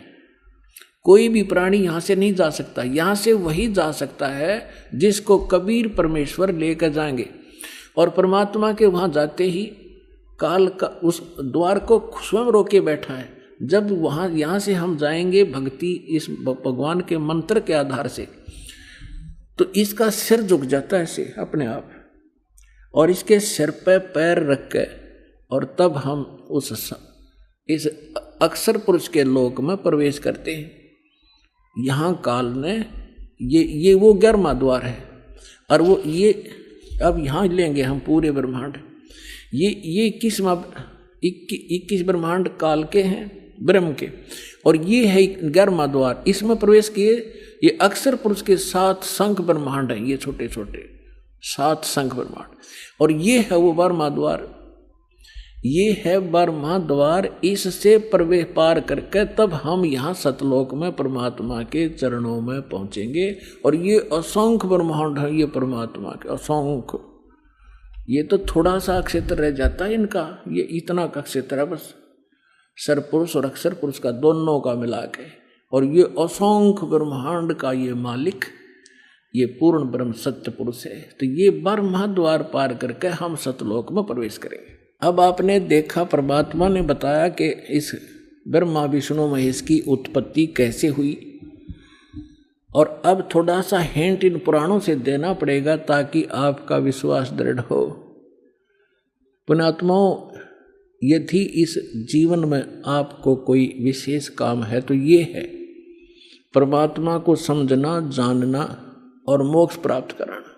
जब भगवान आपको मिल गया, सत्साधना आप करते हैं, तो आपके जो भौतिक लाभ हैं वो तो ना चाहते हुए भी आपको मिलेंगे। परमात्मा आपको सारे सुख भी देगा आपको भक्ति कराने के लिए। जैसे हम अपने बच्चों को शिक्षा ग्रहण कराने के लिए कितनी सुविधा देते हैं, स्वयं हम मजदूरी करते हैं और बच्चों को बढ़िया ड्रेस देते हैं, उनको गाड़ियों में भेजते हैं, और 15-20 वर्ष तक बच्चे तो पढ़ो और अपना कल्याण कराओ। तो ये परमात्मा ने आपको ये ड्रेस जो दी है मनुष्य की, ये विद्यार्थी को आप विद्यार्थी हैं, और जब आप सही विद्या ग्रहण करोगे, परमात्मा अनुकूल चलोगे, तो आपको सारी सुविधा ऑटोमेटिकली मिलेंगी। आपके घर में सुख, आपके शरीर में सुख, आपके सब संकटों का निवारण करेगा भगवान, तभी आप भक्ति कर सकोगे। तो इसके लिए आपने अच्छा समय निकालना पड़ेगा। ये देखिएगा, ये श्री शिव पुराण सचित्र मोटा टाइप, केवल हिंदी, गीता प्रेस गोरखपुर से प्रकाशित है।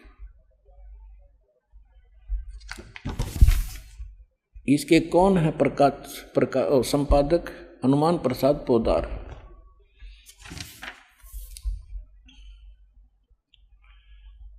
ये प्रकाशक है, मुद्रक है, गीता प्रेस गोरखपुर, गोविंद मनु कार्यालय कोलकाता का संस्थान।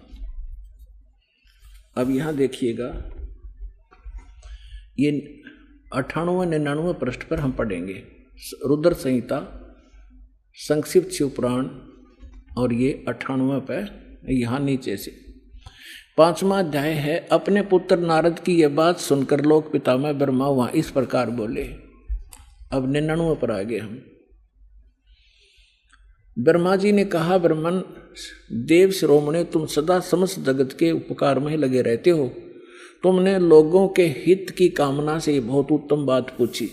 अब नारद जी ने क्या पूछा था कि पिताजी, अपने पिता ब्रह्मा से, कि मुझे सृष्टि रचना सुनाओ। अब यो लगा सृष्टि रचना सुना। देखिएगा, जिस समय समस्त चराचर जगत नष्ट हो गया था, सर्वत्र केवल अंधकार ही अंधकार था, न सूर्य थे न चंद्रमा आदि आदि, उस समय तत् सत ब्रह्म, इस श्रुति में जो सत सुना जाता है एकमात्र वही शेष था। ठीक, अब ये देखिए क्या सट्टे मारेगा है। क्योंकि पुण्यात्मा ये 100 पृष्ठ पा गया। आपको थोड़ा सा हिंट दे दूं कि परमात्मा जब प्रथम सतयुग में आए थे, इन तीनों को मिले थे, ब्रह्मा जी को, विष्णु जी को, शिव जी को। इन्होंने मालिक से ज्ञान एक संत रूप में, ऋषि रूप में, और इन्होंने ये ज्ञान सुना था परमात्मा से। अब ब्रह्मा जी परमात्मा वाले ज्ञान को कुछ अपनी अटकल को मिला के कैसे वो सृष्टि रचना बता रहा है। देखिएगा, जिस परब्रह्म के विषय में ज्ञान और अज्ञान से युक्त पूर्ण युक्तियों द्वारा इस प्रकार विकल्प किए जाते हैं, उसने कुछ काल के बाद द्वितीय की इच्छा प्रकट की। उसके भीतर एक से अनेक होने के संकल्प उदित हुआ। तब उस निराकार परमात्मा ने अपनी लीला शक्ति से अपने लिए एक मूर्ति की कल्पना की। अब ये के सट्टे मारे है, नो को वैसे तो परमात्मा निराकार है, वो ये ब्रह्म निराकार कहे, और उसने कहते फिर वो सदाशिव के रूप में आ गया। वो सदाशिव कौन है? देखिए उनका। अब ये कहते हैं जो मूर्ति रहित परम ब्रह्म है, उसकी मूर्ति भगवान सदाशिव हैं। ये काल ने सदाशिव कहे हैं, आगे क्लियर भी होगा। अर्वाचीन और प्राचीन विद्वान उन्हीं को ईश्वर कहते हैं। उस समय एकाकी रहकर स्वेच्छानुसार विहार करने वाले सदाशिव ने अपने विग्रह से एक स्वरूप भूता शक्ति की सृष्टि की, जो उनके अपने श्री अंग से कभी अलग होने वाली नहीं थी। अब ये क्या कह रहा है ब्रह्मा जी? अपने विग्रह से उस काल रूपी ब्रह्म ने, सदाशिव ने अपने शरीर से एक स्त्री उत्पन्न की, जो उसके श्री अंग से कभी अलग होने वाली नहीं थी, अलग कर दी। यह देख, अपने विग्रह से स्वयं ही एक स्वरूप भूता शक्ति की सृष्टि की, जो उनके अपने श्री अंग से कभी अलग होने वाली नहीं थी। उस पराशक्ति को प्रधान और प्रकृति, गुणवती माया, प्रकृति भी कहते हैं उस दुर्गा को। बुद्धि तत्वों की जननी तथा विकार रहित बताया गया है। उस शक्ति, वह शक्ति अंबिका दुर्गा कही गई है। उसको प्रकृति, ये ध्यान रखना, दुर्गा को प्रकृति भी कहते हैं, जो गीता में आपको दिखाया था। अभी आपको श्रीमद् भगवद गीता अध्याय नंबर 15 के श्लोक नंबर 3 से 5 में, 3, 4, 5 में स्पष्ट किया था कि ये काल कहता है ये प्रकृति तो सभी की माँ जानो, और मैं सबका पिता, मैं इसके अंदर बीज स्थापना करता हूँ जिससे सबकी उत्पत्ति होती है। और प्रकृति से उत्पन्न ये तीनों गुण, रजगुण ब्रह्मा, सद्गुण विष्णु, तमगुण शिव जी, ये सभी जीवात्मा को कर्मानुसार बांधे रखते। और परमात्मा ने क्या बताया कि नहीं, ये 3 नहीं, ये 5 मिलकर बांध रहे आपको। और हम इन 500 मेल जीव अटकाए, युगों युग हम आन छुटाए। अब देखो उसको प्रकृति सर्वेश्वरी त्रिदेव जननी, ओए होए, तीनों देवताओं की को जन्म देने वाली इनकी माता नित्या और मूल कारण भी कहते हैं। सदाशिव द्वारा प्रकट की गई उस शक्ति की 8 भुजाएं हैं। होगी ना स्पष्ट? 8 भुजाएं हैं। ये देखिएगा 8 भुजाएं, ये है वो दुर्गा। इसमें तो घड़ी ला रखी, घर की बाहर कितनी ला दो ये, लेकिन है इसकी 8 ही हैं। ये नककता पता नहीं था, किसी 20 मुँह ला दें, किसी 50 ला दें। ये अष्टंगी है, सभी जानते इस बात को, 8 भुजा है। अब देखिएगा उस शक्ति की 8 भुजाएं हैं।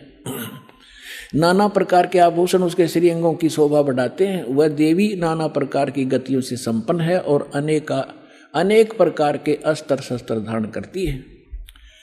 एकाकिनी होने पर भी वह माया संयोग वसात अनेक हो जाती है। वे जो सदाशिव हैं उन्हें परम पुरुष ईश्वर शिव शंभु और महेश्वर कहते हैं। ये देखिए यहाँ आगे अब हम 101 पृष्ठ पे हैं, रुद्र संहिता। अब इस शिव सदाशिव इस काल की महिमा सुना रहा है ब्रह्मा जी। वे अपने सारे अंगों में भस्म रमाए रहते हैं। उन काल रूपी ब्रह्म ने, आ गया ना स्पष्ट? ये काल रूपी ब्रह्म कहो, सदाशिव कहो, ब्रह्मा विष्णु महेश का पिता कहो, दुर्गा का पति कहो, उन काल रूपी ब्रह्म ने एक ही समय शक्ति के साथ है, नाथ ने, ये गलत मिसप्रिंट है, शिवलोक नामक अक्षेत्र का निर्माण किया। उस उत्तम अक्षेत्र को काशी कहते हैं। आगे देखो, वे प्रिया और जो सबके ऊपर विराजमान है, वे प्रिया और प्रियतम शक्ति और शिव, दुर्गा और ये काल जो परमानंद स्वरूप है, उस मनोरम क्षेत्र में नित्य निवास करते हैं। काशीपुरी परमान रूपणी है। मुने शिव और शिवा ने, यानी काल और दुर्गा ने प्रलय काल में भी उस क्षेत्र को अपने सानिध्य से मुक्त नहीं किया। देव से ब्रह्मा जी कह रहे हैं, एक समय उस आनंद वन में रमण करते हुए शिवा और शिव के मन में यह इच्छा हुई कि किसी दूसरे पुरुष की सृष्टि करनी चाहिए। अब इन्होंने संतानों उत्पत्ति की सोची और फिर इन्होंने संतान उत्पत्ति क्रम किया। उससे 2 पुत्र तो यहाँ सिद्ध कर दिए, ब्रह्मा और विष्णु। देखिए, सृष्टि करनी चाहिए जिस पर यह सृष्टि संचालन का महान भार रखकर हम दोनों केवल काशी में रहकर इच्छा अनुसार विचरें और निर्वाण धारण करें। ऐसा निश्चय करके शक्ति सहित सर्वव्यापी परमेश्वर शिव ने अपने वाम भाग के 10वें अंग पर अमृत मल दिया। फिर तो वहां से एक पुरुष प्रकट हुआ। अब देख, इनकी अकल देखो ब्रह्मा की। अब शक्ति और शिव, उस दुर्गा की क्या जरूरत थी? अपने साथा पर के में मसला होता हो, ये मारे बकवाद में, मतलब कि ये देखो। अब क्या वहां से एक पुरुष प्रकट हुआ, उसका नाम के धरा देखो। शिव ने कहा, वत्स बेटा, व्यापक होने के कारण तुम्हारा विष्णु नाम विख्यात हुआ। अब यहाँ ये 6वां अध्याय समाप्त हुआ। अब 7वें में क्या कहा? ब्रह्मा जी कहते हैं, देवर से जैसे विष्णु की उत्पत्ति करी दुर्गा और काल ने मिलकर, तत्पश्चात कल्याणकारी परमेश्वर सांब सदाशिव ने, उस काल रूपी ब्रह्म ने पूर्ववत प्रयत्न करके मुझे अपने दाहिने अंग से उत्पन्न किया। अब पुण्यात्मा, अब यहाँ ब्रह्मा और विष्णु की तो उत्पत्ति बता दी, यहाँ विचलित हो गया ये शिव पुराण का अनुवाद करता, इसने यहाँ गोल मोड़ कर दिया। लेकिन कहते हैं, चोर चुरावे तोमड़ी और गाड्डे पानी में, वो गाड्डे हुआ ऊपर आओ, सच्चाई छनी ना। कहाँ तक छुपाएंगे? अब दिखाता हूँ आपको, कल भी दिखाया था, आज फिर दिखाऊंगा। क्योंकि पुण्यात्माओं, एक सिलेबस होता है क्लास का, बच्चे रह कर टीचर उनको बार बार रिवाइज कराते हैं, उसका रिपीटेशन करवाते हैं, आवर्ती कराते हैं, जब जाकर वो बच्चे उससे परिचित होते हैं। तो दास एक टीचर है, आप विद्यार्थी हैं, सौभाग्य आपका, आपके इसमें प्रवेश पा लिया, तो इसको सफल करो। हम एक रोजी रोटी के लिए और 20 वर्ष तक बच्चों को पढ़ाते हैं, जब हो सकता किसी को मिले रोटी रोजगार ना मिले, बाकी हम फिर भी उसमें लगाए रहते हैं। और ये तो एक अनमोल वस्तु, इस भक्ति और इस इस कमाई का तो ये तो निष्फल जा ही नहीं सकती। तो इसलिए आप इसमें एक विशेष रुचि लो। अब देखिएगा, यही शिव पुराण, इसमें है एक विद्वेश्वर संहिता, थोड़ी सी झलक दूंगा, बस ज्यादा समय नहीं लूंगा। एक समय ब्रह्मा और विष्णु की लड़ाई होगी, झगड़ा, युद्ध। ब्रह्मा कह रहा था मैं तेरा बाप, विष्णु बोला मैं तेरा बाप। इसी बात पर इनका युद्ध हो गया, लंबी कहानी है। तो इस काल ने सोचा ये लड़के मर जाएंगे, इनके बीच में एक लिंग खड़ा कर दिया, सफेद तेजों में पिलर, बहुत लंबा चौड़ा। ये युद्ध भूल गए आपस में, उसका और छोर खोजने में लग गए। लंबी कहानी है। फिर यूं आ गया अपने पुत्र सदाशिव का रूप धारण करके। इसने प्रतिज्ञा कर रखी है मैं अपने यथार्थ रूप में कभी किसी के सामने नहीं आऊंगा। तो ये किसी को विष्णु रूप में दर्शन देता है, ये किसी को शिव रूप में, किसी को ब्रह्मा रूप में। तो वहां ये शिव रूप धारण करके आ गया। अब देखिए विद्वेश्वर संहिता, और ये है संक्षिप्त शिव पुराण 24वां पृष्ठ। यहाँ इन दोनों का झगड़ा हो रहा था, बीच में इसने ये सतम खड़ा कर दिया। अब यहाँ आ जाते हैं। ब्रह्मा और विष्णु ने पूछा प्रभु इस ज्योत निरंजन काल से सदाशिव से सृष्टि आदि 5 कर्तों के लक्षण क्या है, यह हम दोनों को बताइए। भगवान शिव बोले, ये काल रूपी ब्रह्म बोला, मेरे कर्तों को जानना अत्यंत गहन है, तथापि मैं कृपा पूर्वक तुम्हें उनके विषय में बता रहा हूं। आगे चलेंगे। अब हम आगे 26 पृष्ठ पे। इसने कहा कि पुत्रों, अब हो गया ना इनका बाप ब्रह्मा विष्णु महेश का पिता है ये। पुत्रों, तुम दोनों ने, ब्रह्मा और विष्णु ने तपस्या करके प्रसन्न हुए मुझ परमेश्वर से सृष्टि और सतिथि नामक 2 कृत प्राप्त किए। ये दोनों तुम्हें बहुत प्रिय। इसी प्रकार मेरी विभूति स्वरूप मेरे जैसी शकल के रुद्र और महेश्वर ने, यो ने है, 2 अन्य उत्तम कृत संहार और त्रोभाव मुझसे प्राप्त किए हैं। यो 5वां कौन है? ये 4 तो ब्रह्मा विष्णु महेश और रुद्र हो गए। इस महेश का, इसी का एक शकल है रुद्र, और वो 11 रुद्रों का कंट्रोलर है वो रुद्र, वो अलग है। और ये ब्रह्मा विष्णु महेश ये अलग है। तो ये 5वां जो बोल रहा है यू है काल दुर्गा का पति। अब हमने यहां से इतना ही लेना था। अब आपको जो दास ने अभी दिखाया था, ये पहले दास ने परमात्मा के द्वारा बताई सृष्टि रचना सुनाई, और अब इन सदग्रंथों में प्रमाणित हो रही है। तो इससे क्या सिद्ध हो गया कि कौन है, कौन ब्रह्मा का पिता है और कौन विष्णु की माँ, शंकर का दादा कौन है, हमको देव बता। तो इस कथा से आपको शब्द सिद्ध हो जाएगा कि ब्रह्मा विष्णु महेश का पिता और शंकर, इनका दादा कौन है, इनका दादा है कबीर जी, वो सत्य पुरुष जिसने इनके पिता ज्योत निरंजन को जन्म दिया, और उसी से फिर ब्रह्मा विष्णु महेश का जन्म हुआ इस ज्योत निरंजन काल से। तो इनका दादा कौन है? कबीर, सत्य पुरुष, वो परमेश्वर है। जो आज दास सत्संग शुरू करना कर रहा था, उसकी तो अभी तक भूमिका बनी है। अब क्या हुआ, इन तीनों देवताओं का दुर्गा ने ब्याह कर दिया, अपने ही 3 रूप बनाए, सावित्री, लक्ष्मी और पार्वती। समुद्र में छुपा दिए अपने वचन से, 3 लड़कियां युवा बना दी।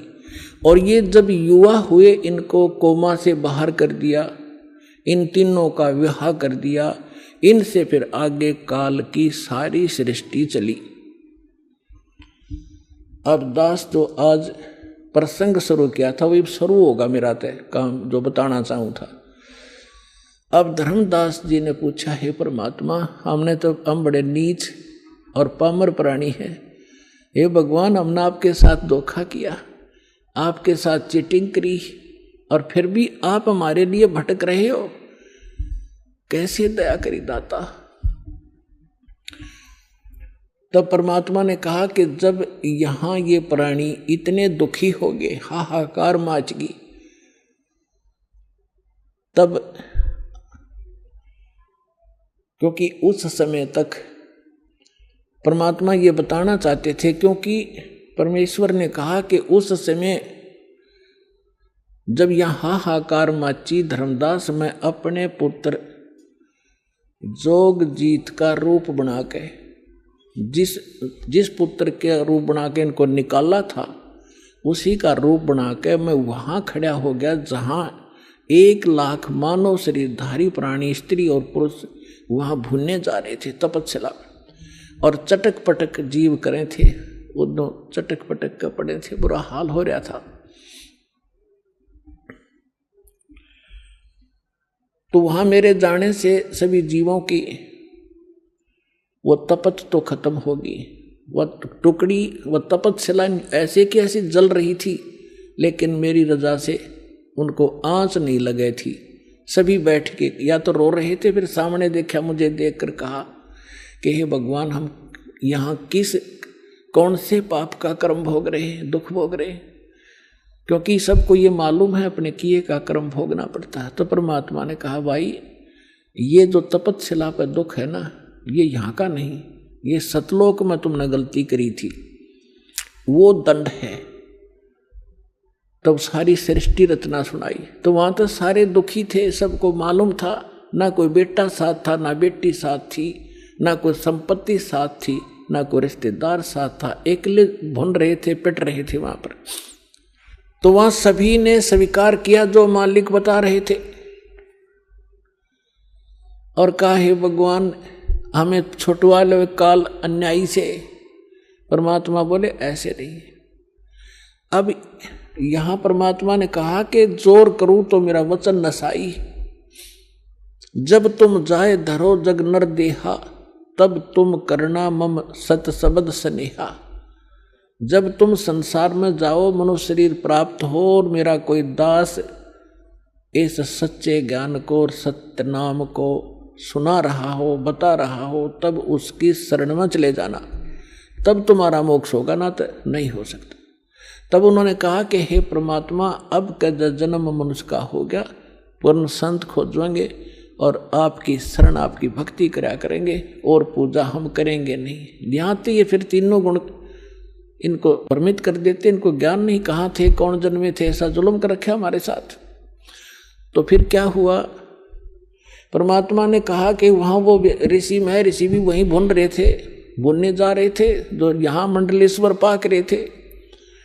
तब परमात्मा ने कहा, तुम निराकार बताते हो इस काल को, ज्योत निरंजन को, अभी आएगा तुम्हें खाने के लिए। देखो वो आ गया सामने, वो साकार है, नर आकार है, ओछा माथा उसका 2 उंगल का, और ऊंचा ऊंचा स्वर्ण भयंकर सा चेहरा से देव आ रहा सामने। परमात्मा बोला, अब तुम जाओ यहाँ से। परमात्मा ने उन सभी को वहाँ से उड़ा दिया। वो आगे अपने कर्माधार से, जहाँ पर किसी ने पशु बनना था, पक्षी बनना था, धर्मराज से लेखा कर वो आगे चले गए। अब जब उस काल ने देखा सामने भगवान खड़े, जोगजीत खड़ा है, जिसने मुझे निकाला था वहाँ से, इतना तो वो जान गया कि कोई परमात्मा का संदेश लेकर आया है। ये थोड़ा सा उसको डर भी था, कहीं यहाँ से भी निकालने ना आ गया वो, मैंने ये गलती, मैं ये इनको दुखी कर रहा हूँ। फिर भी उसने हिम्मत करके पूछा कि जोगजीत तू यहाँ क्यों आया, परमात्मा का कोई वचन है तो मुझे बता, आदेश दे, और आज तुझे मैं ठीक करूँगा। तूने वहाँ से मुझे मार कर निकाला था, और आज तू मेरे लोक में कैसे आ गया। तब परमेश्वर के रूप में, जोगजीत रूप में खड़े परमात्मा ने कहा कि परमात्मा का आदेश लेकर मैं आया हूँ, और आपने सभी प्राणियों का कैसी दुर्गति कर रखी है, बुरा हाल कर रखा है। कोई गधा बना दिया, कोई कुत्ता बना दिया, किसी की टांग कट गई, किसी को कैंसर हो गई, किसी का बेटा मर गया, किसी की बेटी विधवा, ऐसा जुल्म। तो ये क्या कहता है कि मैं तो सत का राज करता हूँ, जो जैसा कर्म करता अपना भोग रहा है, मैं क्या करूँ। और इसने अपना एजेंट छोड़ रखा मन, आत्मा के साथ, ये सारे उल्टे काम करावे और आत्मा के सिर दर दे कि यू इसने कराया। तो परमात्मा ने कहा कि जो निरंजन, अब मैं किस लिए आया हूं ये और बता दूं। हाँ बता दे। मैं नीचे जाऊंगा और तेरी पोल पाड़ूंगा और बताऊंगा ये भगवान नहीं है, ये काल है, ये तुम्हारा दुश्मन है, तुम्हें अपने आहार के लिए रोके हुए है, तुमसे ही बच्चे पैदा करवाता है, ये खुद खाता है। जैसे कसाई बकरे पाला करता है, नर और मादा बकरे छोड़ देता है, वो उत्पत्ति करते हैं अपनी ममता में और विषय वासनावश होकर, और खाता कसाई है। तो ऐसा है, ये जाकर बताऊंगा। अपनात्माओं, इस बात ने सुनकर भयंकर हो गया काल। और परमात्मा कहते, धर्मदास मेरे ऊपर ऐसे टूट के पड़ा जैसे अब मार देगा मैंने। और पुण्यात्मा, यह परमात्मा हमें सतर्क करते, हमें याद दिलाना चाहते, कभी भी कोई आपत्ति आवे, आपको जो मंत्र प्राप्त हो, प्रथम हो प्रथम और द्वितीय हो द्वितीय और तीनों मिल रहे हो तो सार नाम का सिमरण करें। ऐसी किसी प्रकार की आपदा हो, एक बार जरूर सिमरण याद कर लेना। तो कहा कि मैंने सतनाम का सुमन शुरू किया सांस उश्वास से। तो उसी समय ये काल या तो मुझे मारने के लिए झपटा था, ऐसे गिर गया जैसे पक्षी की पांख कट जाया करे और पड़ा पड़ा तड़प रहा है। ऐसा डर गया कि वहां से भाग के पाताल में गिर गया। तो इसको पाताल से लिया निकाल के मैं और कहा चल ऊपर। तब ये घबरा गया घना, मेरे पैर पकड़ लिए और कहा कोई बात नहीं, आप बेशक नीचे चले जाना, लेकिन एक अर्ज है मेरी, 3 युगों में जीव कम ले जाना और चौथे युग में कितने जीव ले जाना। तो परमात्मा ने कहा ठीक है। और दूसरा ये कहा कि मेरा ज्ञान जो माने वो हमारा, आपके ज्ञान को जो माने वो आपका, बलपूर्वक ना ले जाना। तो परमात्मा ने कहा ठीक है तथास्तु। जब सारे वचन भरवा लिए फिर बदल गया गिरगिट की तरह, कहने लगा कि बेशक चले जाना जोग जी, चौथे युग में इन जीवों को इतना कंडम कर दूंगा, ये भक्ति योग नहीं रहेंगे, इनको सब उल्टी साधना पर लगा दूंगा, देवी देवता पत्थर पहाड़ों की पूजा में इनको व्यस्त कर दूंगा। और जब तुम जाओगे तुम्हारी कोई नहीं सुनेगा। परमात्मा बोले आप अपना काम करियो और हम अपना करेंगे। तब क्या कहा था परमेश्वर ने कि चौथा युग जब कलयुग आई तब हम अपना अंश पठाई, काल बंद छूटे नर लोई, सकल सृष्टि परवानिक होई, घर घर देखो बोध विचारा, सतनाम सब ठोर उचारा, 5505 तब ये वचन मेरा होगा साचा, कलयुग बीत जावे जब एता, सभी प्राणी परम पुरुष पद चेता। तो परमात्मा ने कहा था कि चौथा युग जब कलयुग आवेगा तब हम अपना एक दास भेजेंगे। अब वहाँ काल के सामने परमात्मा ने कहा कि हम अपना दास भेजेंगे। और कबीर वाणी चैप्टर में परमात्मा ने धर्मदास जी से, जब धर्मदास जी घने चिंतित हो गए थे कि हे परमात्मा आपने सतनाम और सारनाम गुप्त रख दिया और इसके बिना मोक्ष नहीं हो सकता, आपने मुझ किंकर के ऊपर दया करी दास पे और 42 वंश भी पीढ़ी बख्श दी, मेरी वंश चलेगा। तो हे परमात्मा सारनाम और सतनाम बिना पार नहीं हो सकते, तो मेरे बच्चे कैसे पार होंगे? ऐसे कलेजा पकड़ कर बैठ गया। परमात्मा ने सोचा भाई ये घना दुखी हो गया।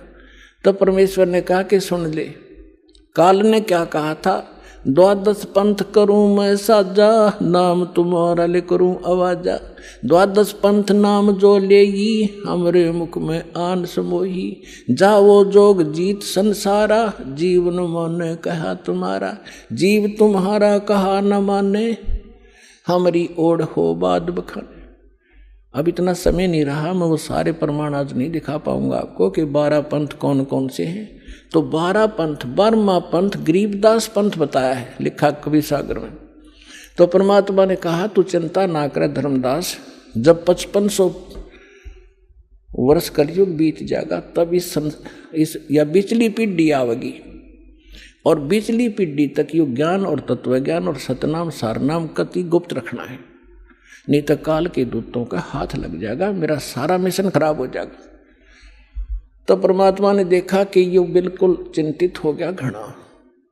तब परमेश्वर ने कहा, धर्मदास जब साची बताऊं तेरे ते, तब धर्मदास ने कहा कि भगवान आज कितना अच्छा समय है, कलयुग स्टार्ट है सन 1398 में और 1512 तक, और आज भी लोग ना मानते, और आप कह रहे हो आगे तो भयंकर कलयुग पैदा कर देगा, काल ऐसा जुल्म कर देगा, हाहाकार मच जाएगी, इंसान कृतघ्नी हो जाएंगे, तो उस समय कैसे पार होंगे? आज तो आप भी विद्वान हैं और फिर भी ना मान रहे ये लोग। तो परमात्मा ने कहा, जब 5500 वर्ष कलयुग बीतेगा और बर्मा वंश चल चुका होगा इस काल का, यानी गरीबदास पंथ तक, तो उस बर्म में पंथ में मैं आऊंगा स्वयं, और फिर सभी पंथों को खत्म करके एक पंथ बनाऊंगा, और सारी सृष्टि मेरा ही नाम लेगी। तेरे 42 वंश क्या सारी सृष्टि न पार करूंगा धर्मदास, इन 42 की तो चिंता छोड़ तू। तब उसका दिल डटा था, और काल के सामने परमात्मा ने थोड़ा सा भेद रखा कि मैं अपना अंश भेजूंगा, और वो सारे सूरी सृष्टि को, और घर घर देखो बोध विचारा, और सत नाम सब ठोड़ उचारा। आप देख रहे हो आज ये ज्ञान गीत, ज्ञान गंगा घर घर में पहुंच गई है। ना कोई किताब खरीदनी है, इंसान देखा था किताब, या किताब बिकती देखी थी आपने गांवों के अंदर, शहरों के अंदर? कोई सब्जी बेचा, कोई प्याज बेचा, कोई तोरी और घिया बेचा, ये तो देखी थी।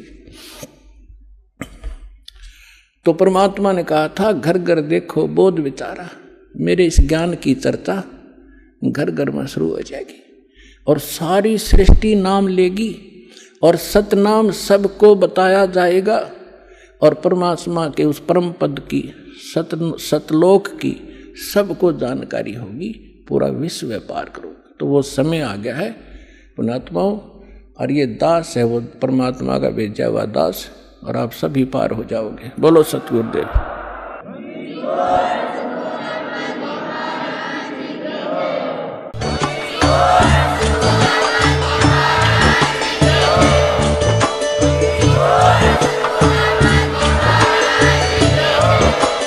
आप सुन रहे थे जगत गुरु तत्वदर्शी संत रामपाल जी महाराज जी के मंगल प्रवचन। अधिक जानकारी के लिए विजिट कीजिए हमारी वेबसाइट www.jagatgururampalji.org। संत रामपाल जी महाराज जी के शुभ आशीर्वाद से पूरे विश्व भर में 500 से भी ज्यादा नाम दीक्षा केंद्र हैं, जिन पर संत रामपाल जी महाराज जी द्वारा ऑनलाइन निःशुल्क नाम दीक्षा दी जा रही है। अपने नजदीकी नाम दीक्षा केंद्र का पता करने के लिए संपर्क करें 8222880541।